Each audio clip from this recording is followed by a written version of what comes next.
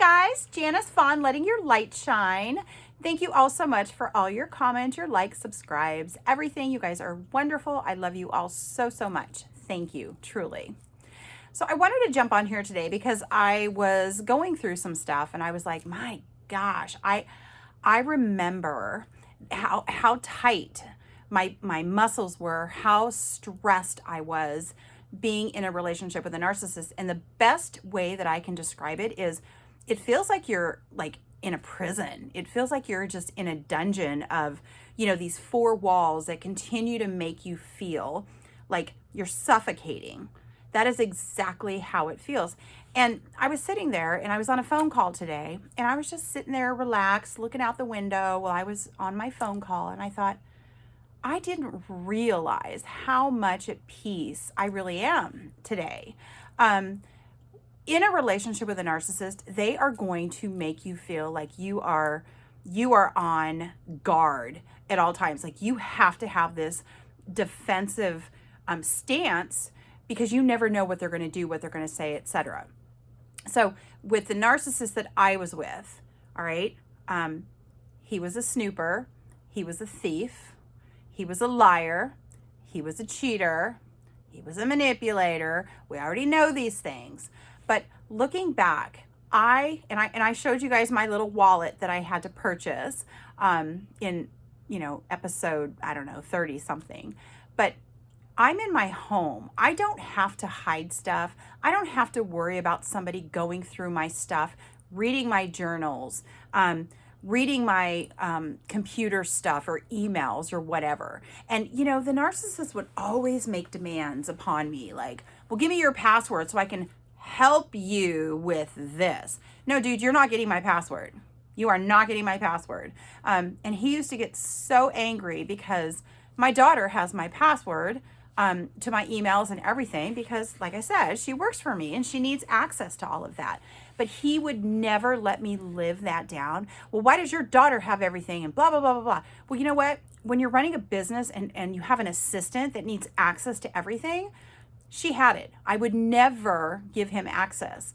Although he claims that he was an employee of mine, he claims that the day that I met him until March 7th, when he was kicked out, that he was an employee of mine. The man never got a paycheck, never got a W-2, never paid him cash under the table, never paid him any compensation whatsoever, but he was an employee. And I look back and I was like, you were never hired. You never had anything to do with my business. You pushed yourself in and wanted to try and control it. But thank goodness I had enough smart sense to know that that was never going to happen. If I would have let him do that, who knows where my business would have ended up, okay? Because, he wanted to control everything. And that was one thing I kept telling him. I go, this is my baby.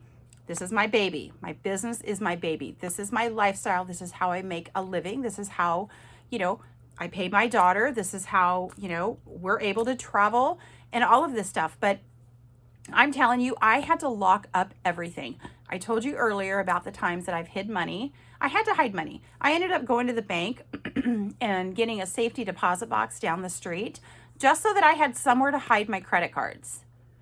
This is not normal. You don't do this kind of stuff in a healthy relationship. You don't do that. In a healthy relationship, both parties are on the same page. You know how much debt you have or what credit cards you have or how much is in your savings account or your checking account and all of that. But even though this man was never on any of my bank accounts, and we all know the reason why, okay? He was in debt and still in debt, over $35,000 for child support. I'm not going to have somebody garnish my bank account just because his name is attached to it because he owes so much money in back child support. But it is so refreshing now to be able to just leave my stuff where I have it, okay? I can journal at night, and that's right by my bedside table, and I know that nobody's going to go reading through it. I know that nobody's going to go try and figure out my passcode on my computer and try and break in. I know that he would watch me. You know how you sit there and you feel like somebody is watching you. So when I was working and I had my back towards him, the only way he could have possibly gotten into my computer, because I did lock it. And every time I would leave my computer, I would do the window lock, you know, the window sign and the L, to lock it, no matter where I went. But I know that he had to have watched me do my passcode into my computer to be able to get into it. He snooped like a mother. I can't even tell you guys how much he went through my stuff. He would go through my files. He would go through, you know, notes that I had taken for certain clients or whatever. He would go through my bank records. Okay, let's say I got a bank statement in the mail, which I learned, took me a while, but and everything was remote. Everything was remotely delivered. I was no longer getting that stuff in the mail. But he would do that. And I got to tell you guys what happened one time. And this was crazy. So I had an account with one of my banks, and there was an overdraft charge. Okay. I mean, it happened one time. It was a complete accident, complete oversight on my part. Right. And it was for an account that I really didn't use, but I got that in the mail and I thought, oh crap, I just got charged $30. I'm so upset about that. So I took care of that and put the note aside.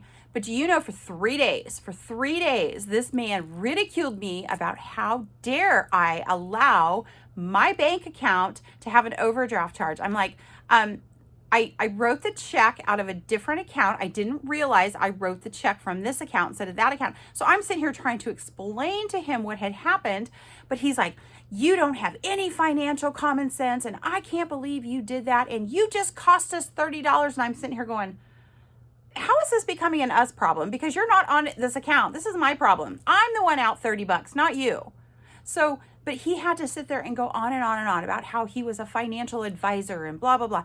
How in the hell can you be a financial advisor or be in banking, okay, and have no pot to piss in, no vehicle of your own, nothing, no money in your account, no retirement account, nothing but the clothes off of your back. And then he created this business where he was doing financial consulting. How do you do that? How do you create a business? Be very, very careful whom you hire. Do your research. Oh, and then there was that movie. Do you guys remember that movie, The Tinder Swindler? Oh my goodness. We watched that on Netflix one night, and I'm telling you, I was sitting in the recliner and he was at the other end of the couch, and I would always look over at him during this movie, and I just thought he was so into this movie, and I kept thinking to myself, this guy could be a Tinder swindler. And he kind of is, in a way, really and truly, because he preys on women, and he tries to create this, that he's this experienced person and he has all of this knowledge and he can help you do this and he can help you do that, right? He's good at creating this facade and manipulating you and charming you into thinking that he is this fantastic, knowledgeable, smart man. But you know what he was? He was the dumbest man on the planet. How do you do that? So he creates this business.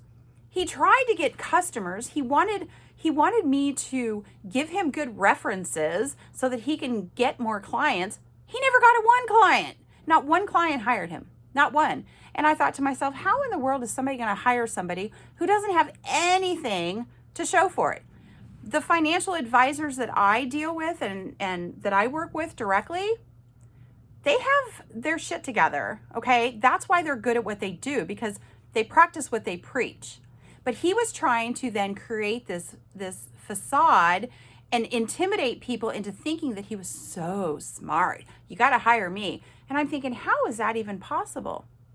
You don't even own a thing other than this little tiny box that you came into with the marriage from your ex-wife. Did I tell you guys that story about that box? Oh gosh, I might have, but if I didn't, you got to hear it again. It is the best of the best of the best.